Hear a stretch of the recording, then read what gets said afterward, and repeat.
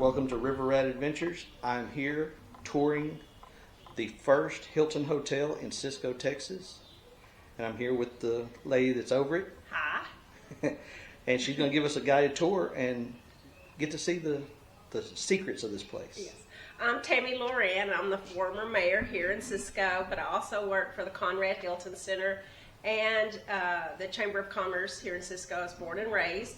And so history is really important to me and trying to preserve it. And this is just one of our many little hidden gems that we have here in Cisco. This is the very first Conrad Hilton Hotel that he ever owned. And I'll tell you a little bit of background. He came to town in 1919 to buy a bank. He was a banker in New Mexico. And he'd heard that we had a bank for sale, which we did, for $75,000. We were in an oil field boom. I had about 10,000 people in town. We had 3 banks. And he came to inquire about that one particular bank that was for sale. He met with the owner. They got crossways. In fact, the owner finally told him, he said, you know, you're wasting my time. If you still want it, it's now $80,000. Take it or leave it, get out of my office. Well, of course, Mr. Hilton wasn't going to pay $80,000 because he went up on the price instead of going down. And so it made him mad. So he came over here to the Henry Langford Mobley Hotel, better known as the Mobley, that was built in 1916. And he acquired to get a room to rest his head. This was 32 rooms. And when he got here, Mr. Mobley waited on him, and he told him, he said, I have no rooms to rent. I'm renting around the clock in 8-hour shifts to all the oil field men in town.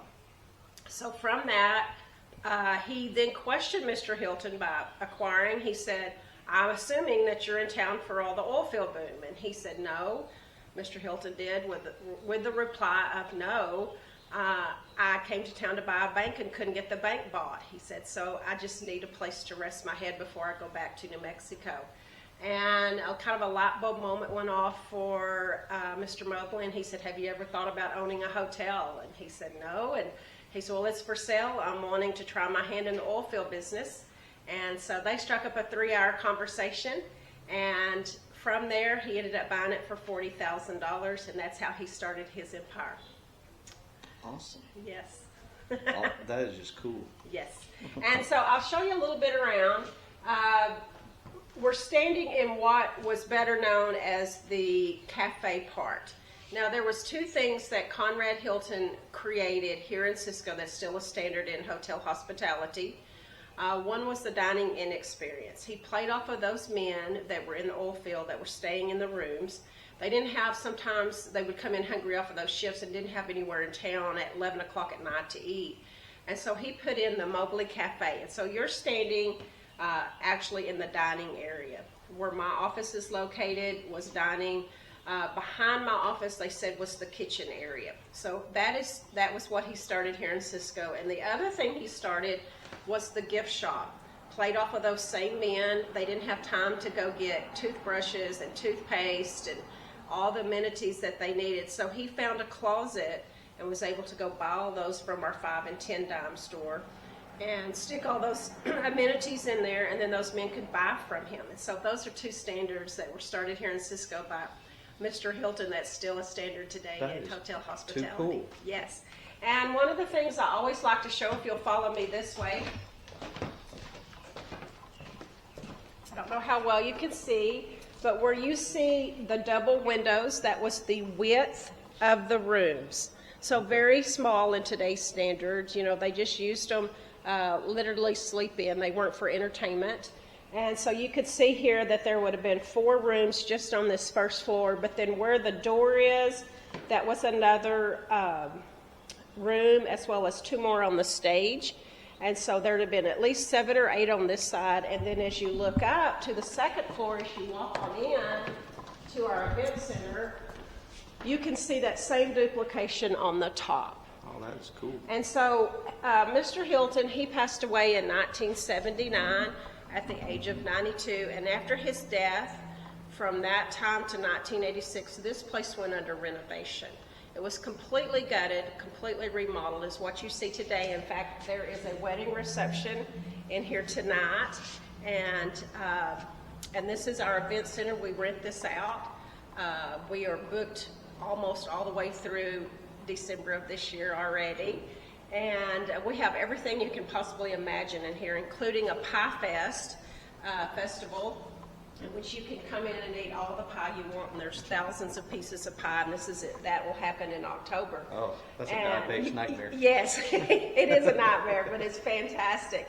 So this became an event center, and a lot of people always inquire about the stage. The stage was built because in the early 80s, or mid-80s, when this reopened, we had a fantastic theater arts department that sits just north of us here at our junior college, better known as Cisco College, and they did all their productions down here for theater for many, many years until they built their own. That is cool. And so when it opened back up, it opened up as an event center. The Chamber of Commerce is housed in here, and then we'll take you up to the museum. Okay. Absolutely gorgeous. Isn't it pretty? It's really nice. What is original, I will say what is original that they didn't touch was the outside wall. That is still the original wall to it. Of course, we've done some updates when we celebrated 100 years in 2019.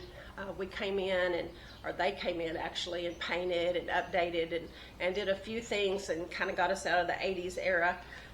But it is very warm and welcoming for everyone that comes through. And we get thousands of visitors every year from all over the world. We had some from the UK just a week ago. We've had the Netherlands in here, Belgium, Japan, China. It's amazing. Of course, Canada, and then all over the United States. But we get lots and lots of visitors throughout the year That here. is so cool. Yes. So as we go up the stairs,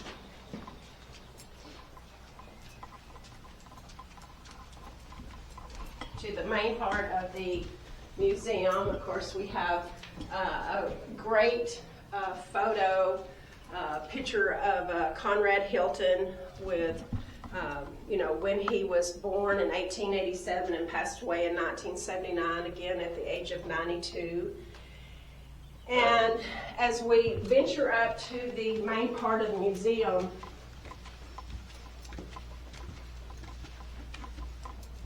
it opens up into a beautiful little museum specifically for the Conrad Hilton empire and his legacy. And we start here with his parents, Mary and Gus. And there's information on the pictures for you to know who these people are. And so every picture is labeled, as well as placard information so that you can read about it. This particular wall here is what I call early childhood. Everything that is in this section is about his time when he was growing up in New Mexico. Then we have a depiction of a restroom. For that time and that era, there were only 2 restrooms for the entire hotel. So for 32 rooms, they had to share bathrooms. And as you can see, there is original flooring here that they were able to salvage out of the hotel, as well as the door is original, and the transit, that was their airflow for air conditioning during that time period. But the things that were in this particular bathroom setting is things that could have come from that era. I will tell you, we do know that every room had its own chamber that they put under the bed. So if someone had to use the restroom and couldn't get to the restroom because it was being occupied, then that was used, as well as there was always a basin of water with a pitcher that they could wash their hands and their face I can with. imagine 2 bathrooms for 32 rooms got really busy. Yes, really very quick. busy. And then this room is what I call the penthouse. Because they did not, when they remodeled in 1986, they did not scale it to the original size, and so it's oversized. But the things that are in this room are from that same time and from that same era, as well as the flooring, the door, and the transit again was original to the museum itself. I love that couch. I know, isn't it beautiful? That is, I've never seen one like that. And something I did not realize, I was told from a lady, I believe she was from Indiana, that came to visit a couple of years ago, was that at one time years ago, many years ago, that you were taxed, property tax, on how many closets you had. And so if you notice that there's an armoire in here, and so they would use a piece of furniture so they wouldn't get taxed. I've heard that many times, and a lot of old houses. Like Yes. growing up, my grandma lived in an old house, and a lot of rooms didn't have closets. She had Exactly. those, and you know, she had been in the house since she was 8, and there was another family that lived in it before her. Yes. So I remember that, you know, a lot of those. We always called them wardrobes. Wardrobes, yeah. In new houses And that's what they're with using. those, Yes. because the closet gives them more space. Yeah, absolutely. So, But yes. And the things that you see in this room, a lot of these are on loan and have been donated to us throughout time. You'll see that there's cards that tell you that this is from Mrs. Bill Clinton. That is not the original Bill Clinton that you think of as the Yeah. president. There was a Bill Clinton that lived here in Cisco, and so that particular table it says on loan. those hand stitched pillows are just, Isn't that beautiful? Beautiful. Yes, very beautiful. and that right there speaks to me. My great grandma had one. The singer, I used to yes. play on it because it didn't have the Yes, I don't know enough about sewing machines. Yes, the wheel the belt. belt. Yes. It didn't have the rubber belt on it, Uh-huh. and I remember playing with it, see how fast I could get it to spin. Spin. Oh my gosh! Beautiful piece there. Yes. Yes, this is a lot of people come in here and are able to look around and see. And this being, you know, handmade, that just blows my mind. Antique. Yeah, Um, it's one of those priceless pieces. very good. Yes, very And much like so. these old cast iron beds, Beds.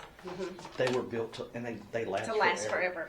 Yes, they do. I've stripped one in my lifetime and repainted it. My Uh-huh. mom still has it. It's amazing. Beautiful. Yes, they last. They do last forever.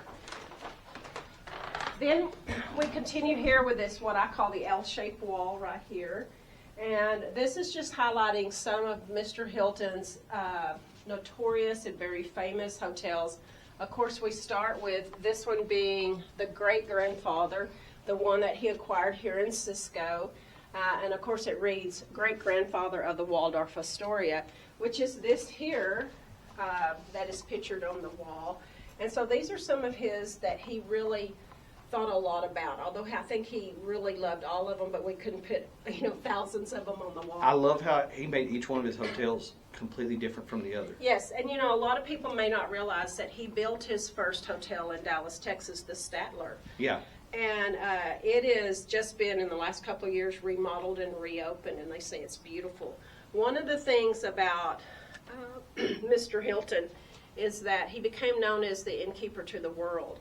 He only did that after he built his first one, the Statler in Dallas. People flocked to that, want to see, you know, his amazement in how he built it. He set the standard so high that like now that's, you know, that was the standard. Yes, standards. Yes, absolutely. And so that's when he then started branding everything with his H for the Hilton. Until that time, like this, you know, this being his first hotel, he never changed the name on it. He left it as the Mobley. And so I find that always that he truly remembered where his roots came from, Yeah. you know. And then right here behind us here, I call this the rubbing elbows wall. And, you know, he ran in circles with a lot of different people, dignitaries, people from Hollywood. Queen and Elizabeth. Queen Elizabeth, I love this. You look and see number 10, and then you follow it down to the legend. It'll tell you in 1959, Queen Elizabeth. And so that's a cubicle wall that has all the different places and people that, you know, that he's been seen with, you know, throughout history. And then this section over here, this is what I call later in years. This is his beautiful mother that he talks about in his book that he wrote called Be My Guest. He spoke very highly of his mother, and that was a picture that was taken shortly before her death in 1947 with him, and I love that we were able to display that. And then this section here again is his adulthood with his children. This particular picture, there is Mr. Hilton with his 3 sons from his first marriage, Nick, Eric, and Barron. Nick, on the far left, married Elizabeth Taylor at one time. And then he had a second marriage with a very famous person. Himself was Zsa Zsa Gabor. And they had a daughter named Francisca, who is beautiful. And then we have display cases of things that people have given us throughout time, that are given to us, that they've picked up along the way, or even found it, even at garage sales, different things that have to do with the dishes, you know, and different things that was. These are the Hilton dinner dishes that were given to us, that was found here at the hotel itself, and so we're grateful for that. Those are gorgeous. Aren't they beautiful? This is one of my favorite displays of the museum. This is his original chair and his desk and his ledger. This right here is something that I always show people. You know, he wrote a book called Be My Guest, but not only that, he wrote a prayer in 1952 that was read at the first time ever of the National Day of Prayer. Cool. And this, I have this free for people. We've made copies of it downstairs, and it's beautifully written. This year, on May 2nd, we had the National Day of Prayer here in Cisco, here in the Conrad Hilton. Oh, that is cool. And his prayer was read 3 different times that day. And when you think about it, 1952, and as you hear this prayer being read, you think, oh my gosh, those words are so fitting for today's standards of how we need to get back down on our knees, and how the country we live in is being destroyed. And, you know, they had those same feelings in 1952, but I love that. Yeah, that was the start of the Cold War, so the same fears were going on. Absolutely. And then this section here is kind of his worldwide, better known, what I said earlier, as the innkeeper to the world. Things that amaze me are that he acquired and built hotels all over the world. Some that just blows my mind is this is in Turkey. This particular one is in Cuba. You know, that it just blows me away. Of course, love the Queen Elizabeth. Queen Elizabeth, yes, the Queen Elizabeth in Canada, and then in Spain. But other things is that he was adorned on some of the most finest magazines for their time, including the Time magazine, and even in different nationalities or different languages as well. And so you can see that it was just amazing how he was better known as those innkeepers. Now this wall, something I did not talk about downstairs, is his foundation work. Mr. Hilton left a large sum of money. I've heard as much, and I can't justify by saying it hardly, as much as 97% of his earnings to a foundation that he created called the Conrad N. Hilton Foundation in California. It's still in existence today. And that money is still being used to feed people in third world countries and to actually drill water wells. And we here at the Conrad Hilton Center, we benefit from that. They graciously write us a check through a grant for $25,000 to help us keep the lights on and the water running. And I'm pretty humbled to believe and to think that his money, I'm benefiting from that because part of my salary gets paid out of that. And so it's just a great foundation, and every year we have to kind of tell what's going on here, you know, in Cisco with what we've done throughout the year. And so we write a letter and give them some numbers, and they graciously give us that. Well, I like that they still want to keep this place in remembrance. Yes. And I love the fact that they're still, you know, that grant is still being used, you know, all over, you know, the United States. It is neat seeing somebody use their money to help. Yes, to help others, yes.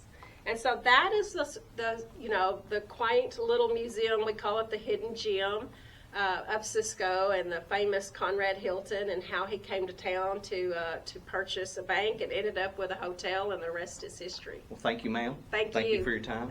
This is the River Rat. I'll see you down the river.